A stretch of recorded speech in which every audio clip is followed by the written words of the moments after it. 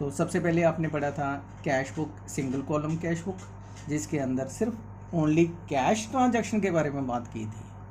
तो आज हम पढ़ेंगे डबल कॉलम कैश बुक, जिसमें हमने कैश और बैंक ट्रांजैक्शन के बारे में बात करनी है। तो इसलिए इसको नाम दिया जाता है double column cash book. Means cash की ट्रांजैक्शन भी लेनी है और बैंक की ट्रांजैक्शन भी लेनी है। तो जैसे हमने सिंगल कॉलम कैश बुक में डेबिट साइड बनाया था और इसी तरह क्रेडिट साइड बनाया था, यहाँ पे डबल कॉलम कैश बुक में आपने डेबिट में कैश बुक का अलग और बैंक का कॉलम अलग बनाना है, और पेमेंट साइड में भी कैश का कॉलम अलग और बैंक का कॉलम अलग बनाना है।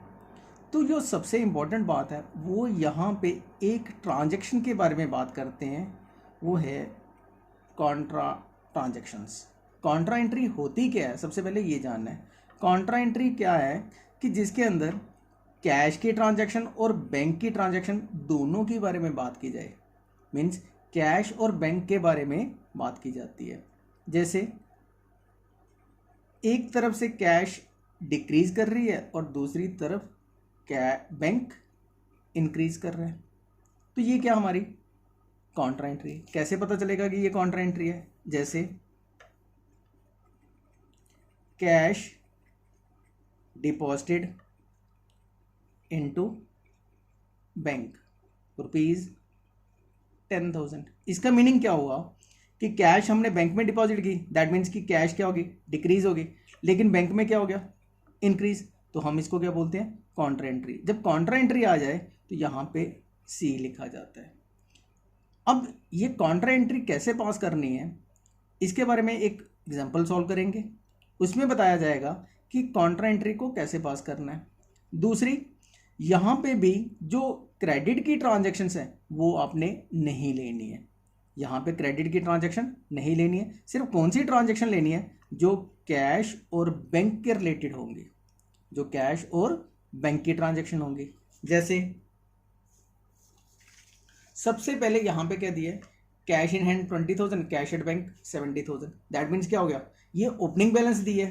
तो आपने क्या करना है, यहाँ पे इसकी ट्रांजैक्शन बनाने से पहले इसकी लेजर पोस्टिंग सीखनी, कैसे वो करनी है, लेजर कैसे बनानी है। Date particulars cash bank, date particulars cash और बैंक, ये डेबिट साइड आ गई और ये क्रेडिट साइड। डेबिट आ गई रिसिप्ट वाली और क्रेडिट आ गई पेमेंट वाली। जैसे यहाँ पे लिखते थे टू और वैसे ही यहाँ पे बाय। तो सबसे पहले क्या लिखा था, cash in hand 20,000, cash at bank 70,000। तो यहाँ पे क्या लिखते हैं, टू बैलेंस ब्रॉट डाउन। ये क्या होता है हमारा, ओपनिंग बैलेंस 20,000 और यहाँ पे कितना आ गया 70,000। डेट कौन सी आ गई, March 1, 2020। नंबर 2 में बोला गया था purchase goods for cash 70,000। Means purchase goods for cash, cash से हमने नगद सामान खरीदा। जब हमने नगद सामान खरीदा तो दैट मीन्स कि हमारी जो कैश है वो डिक्रीज हो रही है, यहाँ पे डिक्रीज होगी। किसके लिए, परचेजेस। तो हमने यहाँ पे क्या लिखा, बाय परचेजेस अकाउंट, और डेट आ गई यहाँ पे 2। बैंक में कुछ नहीं है। Number 3, deposit into bank, deposit cash into bank. इसका मीनिंग क्या हो गया कि हमने जो कैश है वो बैंक में सबमिट करवाई। तो दैट मीन्स यहाँ पे क्या हो गया, जो कैश है वो डिक्रीज होगी और जो बैंक है वो इंक्रीज हो गया। एक तरफ कैश डिक्रीज कर रही है और दूसरी बैंक डिक्रीज। जब कैश डिक्रीज करेगी, कितनी करेगी, 4,000, यहाँ पे आ गया। बैंक इंक्रीज कर रहे हैं तो यहाँ पे आ गया इंक्रीज में 4,000। तो यहाँ पे क्या लिखेंगे, कैश का कॉलम है तो यहाँ पे बैंक का नाम आएगा, बाय बैंक अकाउंट, और यहाँ पे क्या लिखेंगे, कॉन्ट्रा एंट्री। जब बैंक का कॉलम था तो यहाँ पे क्या लिखेंगे, टू कैश अकाउंट, और यहाँ पे कॉन्ट्रा और बैंक में। डेट सेम आएगी 5/5, ये क्या आ गई हमारी कॉन्ट्रा एंट्री। इसी तरह नेक्स्ट बोला गया cash sales ₹15,000। Cash sales means cash increase हुई, तो यहाँ पे क्या लिखेंगे, to sales account. Cash increase हो रही है तो यहाँ पे आ गई कैश के कॉलम में। फिर इसके बाद cash withdrew from bank for of use, that means cash कहाँ से निकाली, बैंक से। तो बैंक क्या हो गया, डिक्रीज, और कैश क्या होगी, इंक्रीज।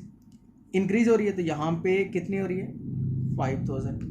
डिक्रीज क्या हुआ, cash withdrew from bank for of use, that means यहाँ पे कैश इंक्रीज हो रही है तो कैश के कॉलम में आपने ऐड करना है और बैंक के कॉलम में माइनस करना है। और यहाँ पे क्या लिखेंगे, कॉन्ट्रा, और यहाँ पे लिखेंगे बाय कैश अकाउंट, और यहाँ पे लिखेंगे टू बैंक अकाउंट, और ये कॉन्ट्रा।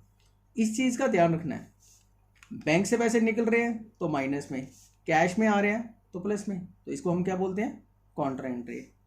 इसके बाद उसने बोला रिसीव्ड, डेट आ गई यहाँ पे 10, डेट का भी ध्यान रखना है, और इसके पहले डेट थी 7, डेट का भी ध्यान रखना है। Received a post dated cheque dated 25 March 2020 from Isha for rupees 7000। कहता हमने पोस्ट डेटेड चेक मिला, हमें कब का मिला, 25 मार्च, ईशा से मिला, लेकिन मिला कितने का, 7000। तो मिला कब हमें, 15 को, तो दैट मीन्स कि यहाँ पे इसका कोई लेना देना नहीं। जब 25 मार्च आएगी तब हम देखेंगे। अब इसके बाद इसने बोल दिया 25 को cheque received from Isha deposit into bank, means जो चेक हमें मिला था वो हमने कहाँ जमा करवा दिया, बैंक में। तो यहाँ पे क्या लिखेंगे, 25 टू ईशा, और चेक कितने का था, 7000 का। जो 7000 का चेक वो कहाँ चला गया, बैंक के कॉलम में। फिर इसके बाद उसने बोला 26 withdrew from bank for personal use. Personal use क्या होती है, ड्राइंग्स, तो कहाँ से निकाल रहे हैं, बैंक से, तो बैंक डिक्रीज हो गया। तो यहाँ पे क्या लिखेंगे, बाय ड्राइंग अकाउंट, यहाँ पे ड्राइंग अकाउंट आ गया, और डेट आ गई यहाँ पे 26।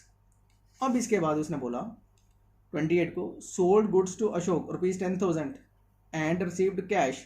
कहता है हमने अशोक का सामान बेचा और कैश हमें मिल गई। कैश कितनी इंक्रीज हो गई, 10,000, यहाँ पे आ गया, और यहाँ पे आ गया टू सेल्स अकाउंट, क्योंकि हमने सोल्ड गुड्स टू अशोक बोला था, पैसे मिले, और डेट आ गई यहाँ पे 28, कैश सेल्स 29, यहाँ पे लिखेंगे टू सेल्स अकाउंट, अमाउंट कितना आ गया, 5000।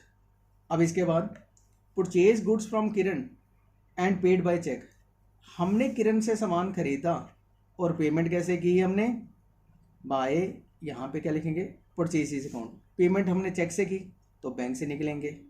डेट कौन सी आ गई यहाँ पे, 30, बैंक चार्जेस, यहाँ पे आ गया by bank charges. Bank charges कहाँ से जाते हैं, बैंक से। अब इसने बोला withdrew from bank for paying income tax, तो इनकम टैक्स क्या होता है, ड्राइंग्स, और अमाउंट दी है उसने 5000, तो आपने क्या लिखना है यहाँ पे, बाय ड्राइंग्स, और अमाउंट कितना आ गया यहाँ पे 5000, और डेट आ गई यहाँ पे 31। अब हमने क्या करना है, सबसे पहले कैश का टोटल करना है और फिर बैंक का। कैश का डेबिट का टोटल बड़ा दिखाई दे रहा है मुझे, तो मैंने टोटल किया तो कितना आ गया, 20, 35, 40, 50, 55,000, ये आ गया 55,000। यहाँ पे क्या लिखा, 55,000, और यहाँ पे क्या लिखेंगे, बाय बैलेंस कैरी डाउन, 7 और 4 11, 55 में से 11,000 माइनस किए तो हमारे पास कितना आ गया, 44,000, और यहाँ पे क्या लिखेंगे, 44,000। डेबिट साइड में आ गया टू बैलेंस ब्रॉट डाउन, और डेट कौन सी आ गई, 1 अप्रैल 2020, हमेशा डेट जो नेक्स्ट मंथ की आएगी, ठीक है।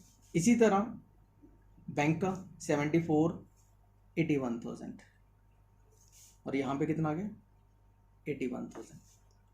5 to 7 12 17 18 21 63, यहाँ पे टोटल कितना आ गया, 63,900 बैलेंस, यहाँ पे क्या लिखा, 63,900। ये था हमारे पास double column cash book with opening balance. ये हमने कौन सा क्वेश्चन किया, ओपनिंग बैलेंस का। अब हम एक और क्वेश्चन करेंगे बैंक ओवरड्राफ्ट वाला। डबल कॉलम कैश बुक में ओपनिंग कैश इन हैंड दिया है और बैंक ओवरड्राफ्ट दिया है। जैसे यहाँ पे cash in hand ₹8,000, bank overdraft ₹15,000। तो आपने क्या करना है, कैश इन हैंड कहाँ लिखना है, डेबिट साइड में, और बैंक ओवरड्राफ्ट क्रेडिट साइड में। तो सबसे पहले यहाँ पे आ गया to balance brought down, cash में आ गया 8000 और बाय बैलेंस ब्रॉड डाउन और बैंक का ओवरड्राफ्ट क्रेडिट साइड में आ गया 15,000। अब इसके बाद इसने बोला था कैश डिपॉजिट इनटू बैंक ₹4,000। इसका मीनिंग हो गया कि cash deposit into bank, cash decrease कर रहे हैं, कैश क्या कर रहे हैं, डिक्रीज कर रहे हैं, लेकिन जो बैंक है वो इंक्रीज कर रहे हैं। तो हमने क्या करना है, बैंक इंक्रीज करेगा तो बैंक में कितने अमाउंट आ जाएगी, यहाँ पे 4,000 और कैश में कितनी डिक्रीज हो जाएगी 4,000 और यहाँ पे क्या लिखेंगे कॉन्ट्रा एंट्री, यहाँ पे क्या लिखेंगे बाय बैंक अकाउंट और यहाँ पे लिखेंगे to cash account. Cash decrease हुआ और बैंक इंक्रीज हुआ। Next cash withdrawn from bank, cash withdrawn from bank, इसका मीनिंग हो गया जो बैंक है वो डिक्रीज हो गया और कैश क्या होगी इंक्रीज, कॉन्ट्रा एंट्री। जब कैश इंक्रीज हो रही है कितनी अमाउंट हो रही है 2,000 और बैंक में कितना डिक्रीज हो गया अमाउंट 2,000 और यहाँ पे क्या आ गया कॉन्ट्रा एंट्री, कॉन्ट्रा और यहाँ पे क्या लिखेंगे बाय कैश अकाउंट और यहाँ पे क्या लिखेंगे टू बैंक अकाउंट और डेट क्या दी थी यहाँ पे 3, यहाँ पे 2, यहाँ पे 1। फिर इसके बाद 4 में cash withdrawn for personal use, cash withdrawn for personal use, personal use क्या होती है हमारी ड्राइंग्स, कैश विड्रॉ कर रहा था तो यहाँ पे क्या हो गया 1,000 कैश में से और यहाँ पे क्या लिखेंगे हम बाय ड्राइंग अकाउंट और डेट कितनी आ गई 4। पेमेंट साइड से कहाँ चला गया 1,000। अब इसके बाद salary paid by cheque, salary paid by cheque, cheque means bank से, तो बैंक डिक्रीज हो रहा है तो डिक्रीज हो रहा है तो कहाँ जाएगा क्रेडिट साइड में 2,000, डेट आ गई इसकी 5 और यहाँ पे क्या लिखेंगे बाय सैलरी अकाउंट। फिर इसके बाद इसने बोला cash sent into bank, cash sent into bank means cash decrease होगी और बैंक क्या हो गया यहाँ पे इंक्रीज, ये फिर कॉन्ट्रा एंट्री बन गई। जब कैश डिक्रीज हो रही तो दैट मीन्स कि कैश में से 1,000 डिक्रीज हो गया और बैंक में 1,000 इंक्रीज हो गया, यहाँ पे लिखेंगे हम कॉन्ट्रा एंट्री। डेट कौन सी थी यहाँ पे 6, कौन सी डेट थी 6, यहाँ पे क्या लिखेंगे बाय बैंक अकाउंट और यहाँ पे लिखेंगे टू कैश अकाउंट, यहाँ पे डेट डाल दी 6। अब इसके बाद कैश सेल्स, कैश सेल्स का मीनिंग हो गया कि हमने नगद सामान बेचा, पैसे आ रहे हैं हमारे पास तो डेबिट साइड आएगा, ये आ गया 7 टू सेल्स अकाउंट, कैश हमारी इंक्रीज हो रही है तो यहाँ पे डेबिट साइड में आ गया। अब इसके बाद बोला उसने cash purchases means cash decrease हो गई 8 बाय परचेजेस अकाउंट, अमाउंट आ गया यहाँ पे 5,000। अब इसके बाद उसने बोला था cash deposit into bank, cash deposit into bank means यहाँ पे फिर कैश और बैंक की बात की उसने तो कैश डिक्रीज कर रहा है और बैंक इंक्रीज, ये कौन सी एंट्री बन गई फिर कॉन्ट्रा एंट्री। कैश ही जब डिक्रीज करेगा तो कहाँ से निकलेगा पेमेंट साइड से क्रेडिट साइड, तो अमाउंट कितना दिया था 4,000 कॉन्ट्रा और यहाँ पे क्या लिखेंगे बाय बैंक अकाउंट, डेट आ गई यहाँ पे 9 और यहाँ पे लिखेंगे 9 टू कैश अकाउंट कॉन्ट्रा और बैंक में आ जाएगा 4,000। कैश डिक्रीज हुआ और बैंक इंक्रीज हुआ। अब इसके बाद cash withdrawn from bank for office use, office use means office के लिए पैसे निकाले, कहाँ से निकाले बैंक से, दैट मीन्स कि फिर यहाँ पे कैश और बैंक की, कैश में इंक्रीज हो गया और बैंक में डिक्रीज हो गया तो यहाँ पे क्या लिखेंगे कॉन्ट्रा एंट्री, डेट आ गई यहाँ पे 10 बाय कैश अकाउंट और बैंक से कितना चला गया 5,000, यहाँ पे लिखेंगे 10 टू बैंक अकाउंट कॉन्ट्रा और कैश में कितनी अमाउंट आ गई यहाँ पे 5,000। अब इसके बाद drawn from bank, drawn from bank का मीनिंग हो गया कि बैंक से पैसे निकाले, फिर यहाँ पे कॉन्ट्रा कैश इंक्रीज होगी और बैंक डिक्रीज हो गया तो यहाँ पे 11 बाय कैश अकाउंट कॉन्ट्रा और बैंक से 1,000 डिक्रीज कर गया क्रेडिट साइड से और डेबिट साइड में फिर लिखेंगे टू बैंक अकाउंट 1,000 कॉन्ट्रा और डेट डालेंगे 11। तो ये हमने क्या किया कॉन्ट्रा एंट्री की, मोस्टली ट्रांजैक्शन की। तो अब हमने क्या करना था, टोटल करना था। आपने देखना कौन सी साइड का टोटल बड़ा है।